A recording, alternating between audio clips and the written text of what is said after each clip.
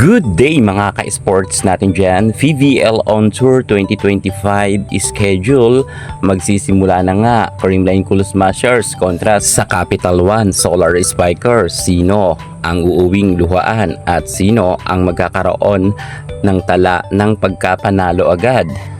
Capital One, papalag na kaya sa CCS? Well, kaabang-abang nga ang salpukan ng Creamline kontra sa Capital One. Pero syempre, ang mga spikers nila ay sobrang handang-handa na, pero hindi natin minsan nabibigyan nga ng kredito ang nasabi nating setter at libero. Sa totoo lang, itong dalawang ito ang pinaka-importante. Ang libero at ang setter ay nagkakaintindihan para makahataw ng husto ang kanilang mga spikers.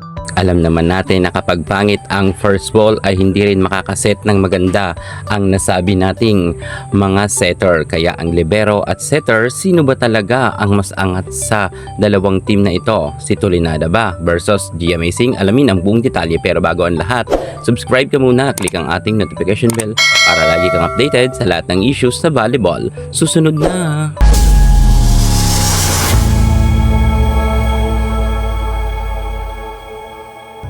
VVL On Tour Full B ang Creamline Cool Smashers at ang kanilang makakaharap nga ay ang Capital One Solar Spikers. Mukhang ready naman ang dalawang team na ito.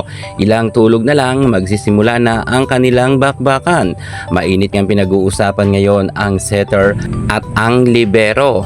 Libero ba ng Creamline ang mas angat kontra sa libero ng Capital One?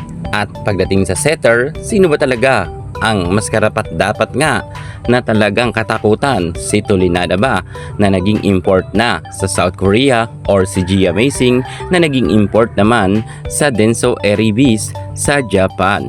Well, dahil nga sila ang driver, pero kinakailangan rin nila ng magandang first ball, at sa libero yan manggagaling.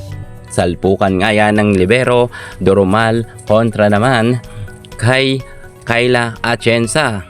At pag sa setter naman, G Amazing kontra naman kay Irish Tulinada. Bangko nga muna ngayon si Kyle Negrito dahil medyo pumasok na nga or bumalik na si G Amazing dito nga sa CCS. Well, eto na nga, atin ang kakalkulahin at pag-uusapan kung sino ba talaga ang setter at libero na mas angat. Ang setter ba ng Capital One or ang setter ng Creamline? Salpukan nga ni Gia Morado de Guzman kontra nga kay Iris Tulinada. Ang dalawang players na ito ay maangas at palaban, lalo na itong si Tulinada. Well, hindi naman natin kinakailangan maliitin si G Amazing sapagkat isa nga siya sa mga pinakasikat na setter sa ating bansa, at nakilala na nga siya hindi lang dito sa ating bansa, maging sa Japan ay talagang umariba rin ang kanyang karera. Well, syempre si G Amazing ay isa naman talaga sa masasabi nating pinakamagaling na setter pagdating nga sa ating bansa, dahil meron na nga siyang napatunayan. Kahit sa Japan nagkaroon na siya ng gold medal, napachampion niya na rin ang Denso Erebis. Pero hindi rin natin maikakaila na itong si Irish Tulinada ay papalagan niya talaga itong si G Amazing. Hindi rin basta-basta kasi ang nasabi nating setter naman ng Capital One. Kung si G Amazing ay kumakot na sa damakmak na awards, pero ito naman si Iris Tulinada ay mukhang wala ring kakatakutan, sapagkat hindi nga lang si Tulinada nakilala dito rin sa ating bansa, maging sa South Korea ay ipinamalas niya na rin ang kanyang kakayahan, at naging maganda nga ang kanyang naging galawan rin sa loob ng court sa international, at karapat-dapat naman raw siya talagang maging import sa South Korea. At sa tingin ko, dahil sa kanyang tangkad at angas rin, papalagan niya talaga itong si G Amazing. Salpukan nga ng dalawang team na ito or dalawang setter na ito, sino ba talaga ang mas angat para sa inyo?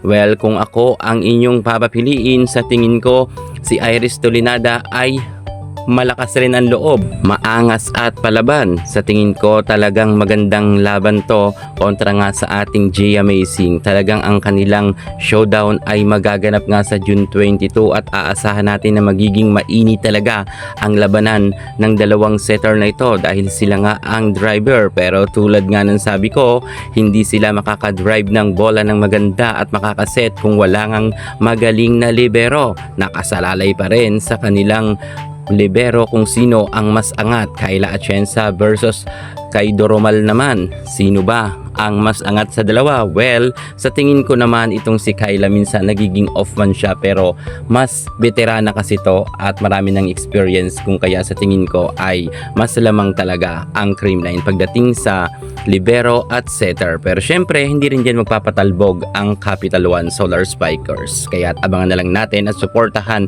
ang kanilang nalalapit na laban sa June 22, 6:30 PM yan at magaganap nga yan sa Chavez Coliseum, Vigan City, Ilocos Sur. Creamline Cool Smashers kontra sa Capital One Solar Spikers, salpukan na. Kaya abang-abang na kayo dyan dahil madalas tayong mag-a-update. Yan muna ang pinaka-latest natin sa mundo ng volleyball. Thank you so much. God bless.